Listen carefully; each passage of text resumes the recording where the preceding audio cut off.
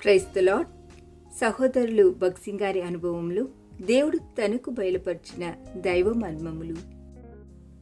నేను సాత్వికుడును, దీన మనసు కలవాడును కనుక మీ మీద నా కాడి ఎత్తుకుని నా యొద్ద నేర్చుకునుడి. మత్తయి సువార్త 11:29.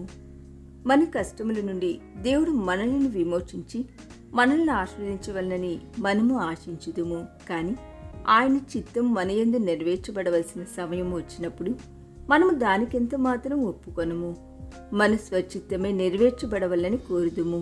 అందువలనే విశ్వాసులు అనేకులు ఆత్మీయముగా ఎదగలేకున్నారు. యేసుక్రీస్తును గాడిద పిల్ల ఎంతో సంతోషముతోనూ వినయముతోనూ మోసెను. దేవుని వెంబడించి సేవించి ఆయనకు నిజమైన శిష్యులుగా నుండగోరిన వారు గాడిద పిల్లవలే వినయులుగా విధేయులుగా ఉండవలనని ఆ సమయమున యేసు ప్రభు తన శిష్యులకు చూపించెను. స్వాభావికముగా ఆ గాడిద పిల్ల చాలా మూర్ఖత్వం కలదైనను దేవుని సన్నిధిలో సంపూర్ణముగా వినయ విధేయతలు కలిగి ఉండెను. మనమందరమును చాలా మూర్ఖులము. మన స్వభావమును ఏ మానవుడును మార్చలేడు. కానీ అనేక సంవత్సరములు చాలా దెబ్బలు తినిన తరువాతనే మనం మార్చబడుదుము. దీనత్వమును కూడా నేర్చుకుందుము. నాగలిని లాగుటకు 2 ఎద్దుల కాడిని ఉపయోగించుదురు.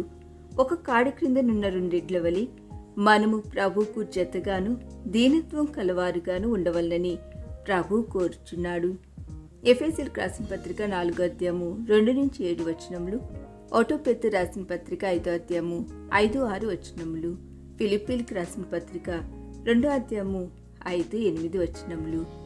వినయము సాత్వికము రెండును ఎల్లప్పుడూ జతగా ఉండును. మనలో అనేక రకములైన గర్వములున్నవి కనుకనే ప్రభునకు లోబడుకున్నాము.